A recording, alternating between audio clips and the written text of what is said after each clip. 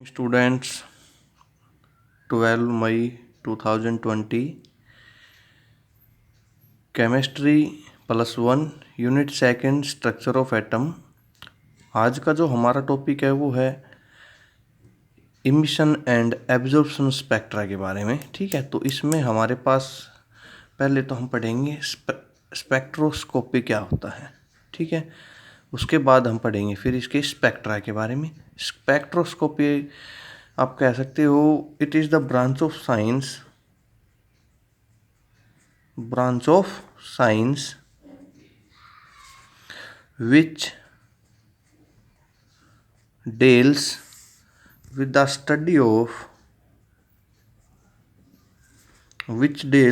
the study of spectra। ठीक है, branch of science है जो किस में डील करती है, स्पेक्ट्रा की स्टडी में। अब उससे पहले हमारे पास आता है स्पेक्ट्रा। तो स्पेक्ट्रा के बारे में तो मैं बता दूं आपको, स्पेक्ट्रम पढ़ेंगे तब भी, अब थोड़ा सा बता देता हूँ। स्पेक्ट्रा जब हम क्या करते हैं, कोई भी हमारे पास लाइट है, वाइट लाइट है, ठीक है, आप मान लो कि हमारे पास जैसे सनलाइट है या डिस्चार्ज ट्यूब से हमें कोई लाइट मिल रही है, जब हम उसको एनालाइज करेंगे किसी या उसको पास करेंगे प्रिज्म के अंदर से और फिर हम उसे एनालाइज करेंगे टेलीस्कोप की सहायता से, तो हमें उसका एक स्पेक्ट्रा नज़र आएगा। ठीक है, जिसे हम क्या कहेंगे, या कह सकते हो आपको उसका फोटोग्राफ नज़र आएगा। ठीक है, तो हम उसे क्या कहेंगे, स्पेक्ट्रा। जो हमें नज़र आएगा मतलब कि प्रिज्म के अंदर से जो निकल के आएगा उसे हम क्या कहेंगे, स्पेक्ट्रा कहेंगे। ठीक है चलो आगे देखते हैं, फिर बता दूँ मैं तुम्हें। फर्स्ट इसके अंदर आता है आपका इमिशन स्पेक्ट्रा। जो स्पेक्ट्रोस्कोपी है इसने 2 पार्ट्स में डिवाइड कर दिया। फर्स्ट इमिशन स्पेक्ट्रा, ठीक है, तो फर्स्ट हम क्या पढ़ेंगे, इमिशन स्पेक्ट्रा। सेकंड इसके अंदर आपका आता है एब्जॉर्प्शन स्पेक्ट्रा। तो इमिशन स्पेक्ट्रा हमारे पास क्या होता है, तो इमिशन स्पेक्ट्रा के अंदर हम कह सकते हैं कि जब हमारे पास जो रेडिएशंस इमिट होती है किसी सोर्स के द्वारा, चाहे वो सनलाइट हो या हमने डिस्चार्ज के अंदर लो प्रेशर के ऊपर जो गैस ले रखी है उससे जो रेडिएशंस आ रही है, या हम किसी सब्सटेंस को हीट कर रहे हैं हाई टेम्परेचर के ऊपर, फिर हमारे पास जो रेडिएशंस होती है जब हम उन्हें किसी प्रिज्म के अंदर से किसी फोटोग्राफी प्लेट के ऊपर ऑब्जर्व करते हैं या रिसीव करते हैं, फिर हमें जो स्पेक्ट्रा जो मिलता है उसे क्या कहते हैं हम, इमिशन स्पेक्ट्रम। जैसे कि आप मानो कि ये आपके पास क्या है, प्रिज्म है। ठीक है, आपके पास ये सनलाइट हो गई आपके पास, इसकी जो रेडिएशंस हैं आपने क्या किया, इनको प्रिज्म के अंदर से क्या क्या आपने पास कराया, फिर इनको आपने किसी प्लेट के ऊपर क्या करा दिया, फॉल करा दिया। तो रेज है, सनलाइट आपको पता है। ठीक है, तो ये आपको मिल गया। ठीक है, तो फोटोग्राफिक प्लेट जो थी उसके ऊपर हमें ये रेज मिली। तो इस प्रोसेस को हम क्या कहेंगे, इमिशन स्पेक्ट्रम, कि इसके अंदर से हमें जो स्पेक्ट्रम जो है वो इमिट होके मिला है। ठीक है, अब इमिशन स्पेक्ट्रम जो है हमने उसको 2 पार्ट्स में डिवाइड किया है इमिशन स्पेक्ट्रम को। फर्स्ट आपका इसमें आता है कंटिन्यूअस, ठीक है। सेकंड इसके अंदर आपका आता है लाइन स्पेक्ट्रा। अब हम पढ़ेंगे कंटिन्यूअस स्पेक्ट्रा। कंटिन्यूअस स्पेक्ट्रा के बारे में पढ़ेंगे। तो कंटिन्यूअस स्पेक्ट्रा के अंदर ये क्या कह रहा है कि हमारे पास कोई भी वाइट लाइट है ठीक है, हमने क्या किया है, जैसे ये वाइट लाइट है, सनलाइट मान सकते हो आप, या डिस्चार्ज ट्यूब की लाइट है आपके पास, ये स्लिट है, इसके अंदर से हमने बीम को पास कराया, रेज पास हुई किसके ऊपर, हमने प्रिज्म के ऊपर पास कराया। प्रिज्म के अंदर से हम देखते हैं ये जो है डिवाइड हो गई, डाइवेट हो गई अलग अलग एंगल्स के ऊपर मींस अलग अलग वेवलेंथ्स की हमें रेडिएशन से नज़र आई यहाँ पर। जब इनको हमने फोटोग्राफिक प्लेट के ऊपर ऑब्जर्व किया तो हमें क्या मिला, डिफरेंट टाइप ऑफ वेवलेंथ्स। तो सबसे नीचे हमारे पास क्या थी, VIBGYOR, जो वेवलेंथ थी उनका अपना अपना कलर था। तो हम क्या करते हैं, ये कंटिन्यूस स्पेक्ट्रा जो हमें मिला वो बिल्कुल कैसा था, आपका रेनबो जैसा, जिसके अंदर रेड एंगल, ये रेड जो कलर था, ठीक है, इसकी जो वेवलेंथ थी वो लीस्ट डाइवेट हुई और सबसे ज़्यादा जो डाइवेट हुई एंगल के ऊपर, वो कौन सी था, वो कलर कौन सा था, आपका वॉयलेट कलर।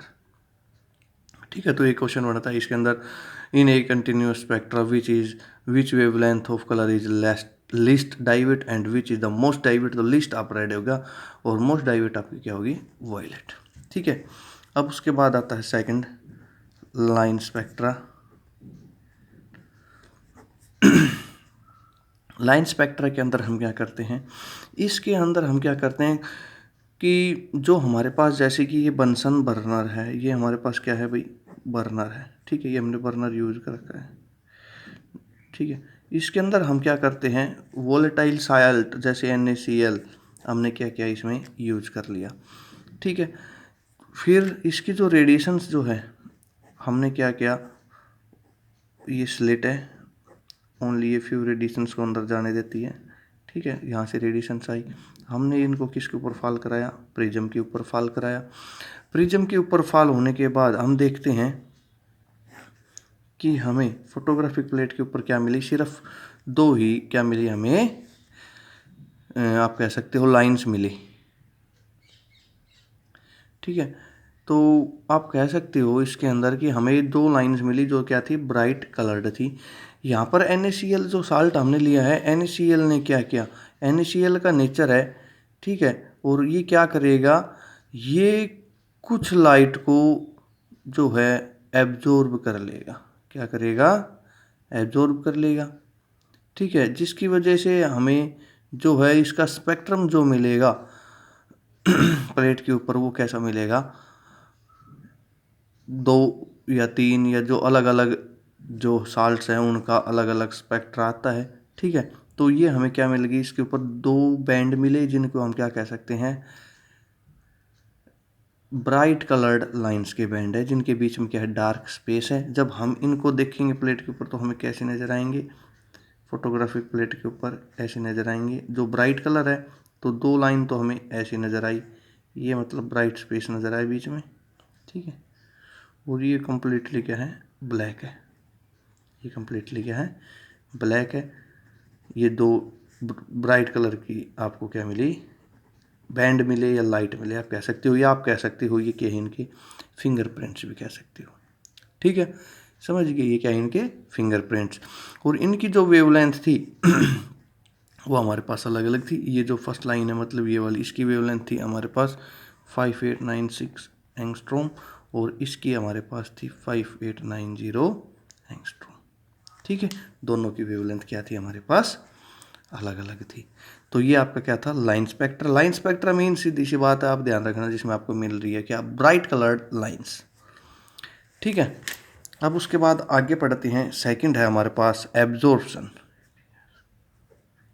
हमारे पास क्या है, एब्जॉर्प्शन स्पेक्ट्रा। एब्जॉर्प्शन स्पेक्ट्रा के अंदर हम क्या करते हैं, एब्जॉर्प्शन स्पेक्ट्रा है और इसके अंदर एक मिनट थोड़ा सा ध्यान देना, मैं आपको बता देता हूँ।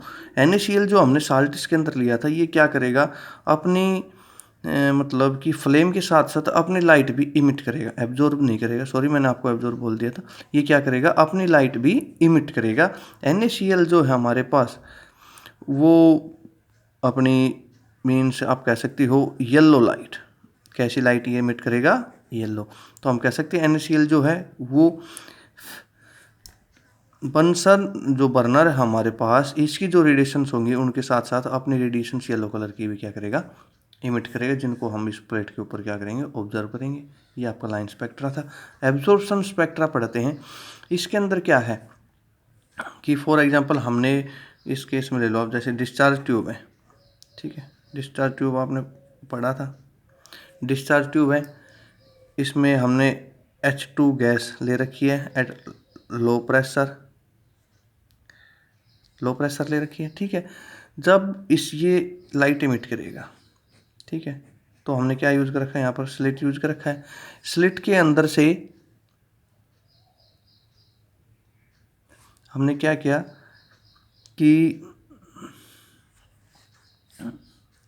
स्लिट के अंदर से हमने लाइट रेज को निकाला और यहाँ पर हमने क्या ले रखा है, NaCl सोडियम क्लोराइड सॉल्यूशन ले दिया, साल्ट सॉल्यूशन है हमारे पास।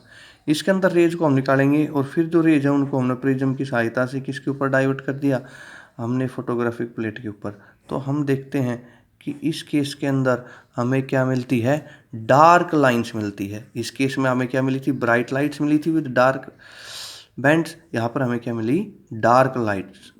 ठीक है, क्या मिली हमें, डार्क लाइट्स।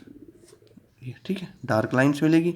तो फोटोग्राफिक प्लेट के ऊपर आप देखोगे तो डार्क लाइंस विद डिफरेंट या कह सकते हो ब्राइट कलर्स, अलग अलग कलर्स होंगे। जब फोटोग्राफिक प्लेट पर देखेंगे तो ये लाइंस हमें जैसे इस तरह से मिली। ठीक है, समझिए जो लाइन है ये वाली, ये क्या है, डार्क है। और इस लाइन और इस लाइन के बीच में जो है डिफरेंट कलर है, इस और इसमें डिफरेंट कलर है। तो आप जैसे कह सकते हो कलर जो हमें मिलेंगे VIBGYOR, ठीक है, क्या कलर मिल गए, विबग्योर कलर है। लेकिन इनका जो सेपरेशन है वो किससे है, डार्क लाइन से है। इसलिए हम कह सकते हैं ये कैसा स्पेक्ट्रा हमारे पास, एब्जॉर्प्शन स्पेक्ट्रा। दोनों में अंतर क्या है, इसमें क्या मिलेगी आपको, ब्राइट लाइट्स मिलेंगी, या इसमें क्या मिलेगी आपके डार्क लाइंस या डार्क बैंड्स कह सकते हो, इसमें लाइट बैंड्स कह सकते हो या ब्राइट बैंड्स कह सकते हो। ठीक है, ये तो था आपका एब्जॉर्प्शन स्पेक्ट्रा। अब उसके बाद आता है इन दोनों के बीच में डिफरेंस। तो डिफरेंस आप समझ गए होंगे दोनों के बीच में क्या है। अब उसके बाद आता है हमारे पास इमिशन। नेक्स्ट टॉपिक आता है emission of spectrum of hydrogen. Hydrogen का स्पेक्ट्रम आपने देखना है। ठीक है, बिल्कुल सेम है आपके पास। तो हम क्या देखते हैं कि जब हम हाइड्रोजन गैस डिस्चार्ज ट्यूब जैसे हमारे पास है, ठीक है, H2 gas at low pressure, हम क्या कराते हैं, जब इन रेज को, ठीक है, ये स्लिट हो गया आपके पास,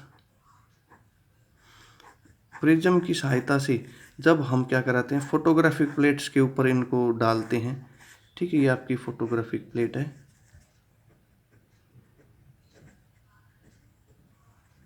फोटोग्राफिक प्लेट, तो हम क्या देखते हैं, हमें अलग अलग सीरीज की क्या मिलती है, अलग अलग वेवलेंथ्स की आप कह सकते हो सीरीज मिलती है, या आप कह सकते हो अलग अलग रीजन की आपको वेवलेंथ्स मिलती हैं। तो जैसे हम देखते हैं हमें इसमें काफ़ी रीजन्स नज़र आते हैं। क्या नज़र आते हैं हमें इसमें, रीजन्स। तो हम कह सकते हैं कि डिफरेंट सीरीज की लाइन्स जो आपस में क्या कर रखी है, ग्रुप्ड टूगेदर कर रखी है। ठीक है, तो हम सीरीज को देखते हैं। इस फोटोग्राफिक प्लेट का जो सीरीज होगा उसको मैं थोड़ा सा बताता हूँ आपको हमें कैसा नज़र आएगा। ये तो आपके पास आ गया। ठीक है, तो ऊपर जो है ये आपके पास अलग अलग सीरीज है, या आप यहाँ पर कह सकते हो ये आपके पास क्या है, जो रेज है फोटोग्राफिक जो आपको नज़र आई उसके रीजन्स। ठीक है, तो इसमें सीरीज आपको नज़र आती है, या फिंगरप्रिंट्स कह सकते हो। जैसे एक रीजन ये आ गया, फिर थोड़ा गैप देखिए आपको एक रीजन ये डार्क नज़र आया, फिर एक ये रीजन नज़र आ गया आपको, फिर एक ये रीजन नज़र आ गया, उसके बाद एक रीजन यहाँ पर नज़र आ गया आपको। ठीक है, 5 रीजन होगी टोटल आपके पास। तो अलग अलग जो रीजन है उसका अलग अलग नाम होता है। इसका हम कहते हैं ये हमारे पास लाइमन सीरीज है, ये हमारे पास बाल्मर सीरीज होती है, ये पास्चन है। ठीक है, ये हमारे पास ब्रैकेट सीरीज, ये आपके पास क्या है, पिफन सीरीज। ठीक है, तो हमारे पास क्या है, सीरीज है जो आपस में क्या थी, रेज के अंदर कह सकते हो ग्रुप थी। जो हमें फोटोग्राफिक प्लेट के ऊपर नजर आई वो कौन कौन सी सीरीज है, लाइमन, बाल्मर, पास्चन, ब्रैकेट, पिफन। अब हम कह सकते हैं कि रीजन को अलग अलग रेज होती है। जैसे जो हमें कह सकते हो इस रीजन को हम कहते हैं कि इसमें अल्ट्रा वायलेट रेज होंगी सारी। ठीक है, बाल्मर जो हमारे पास रीजन है ये वाला, ये कैसा है, विजिबल, इसमें कैसी होंगी, विजिबल रेज होंगी। और ये जो बची आपके पास ये कैसी होगी, इंफ्रारेड रेज। ये कैसा होगा, इंफ्रारेड रेज का रीजन। तो हाइड्रोजन स्पेक्ट्रम जो है वो आपने ऑब्टेन किया, तो उसके अंदर आपको क्या मिला, कुछ सीरीज थी जो आपस में क्या थी, ग्रुप टुगेदर थी सीरीज, हमें पता चला। तो लाइमन, बाल्मर, पासन, ब्रैकेट, पीफंड अलग अलग थी। रीजन उसके अंदर हमने देखे तो अल्ट्रावायलेट रेज का रीजन था, विजिबल था, और इंफ्रारेड रेज का रीजन था। ठीक है, समझ गए।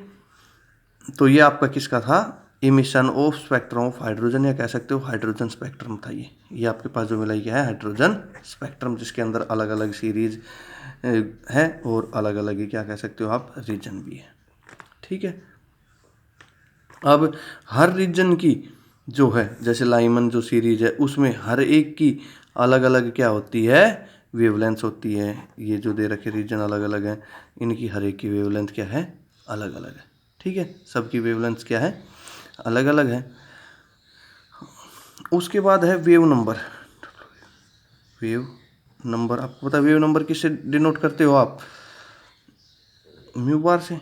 ठीक है, तो इसके लिए राइडबर्ग फार्मूला बनाया गया था वेव नंबर फाइंड आउट करने के लिए। तो राइडबर्ग फार्मूला जो था वो 1890 में राइडबर्ग ने दिया था। ठीक है, कैलकुलेशन जो हमने वेवलेंथ करना वो कैसे करते हैं, V इज टू R 1 में N1 स्क्वायर माइनस 1 N2 का स्क्वायर।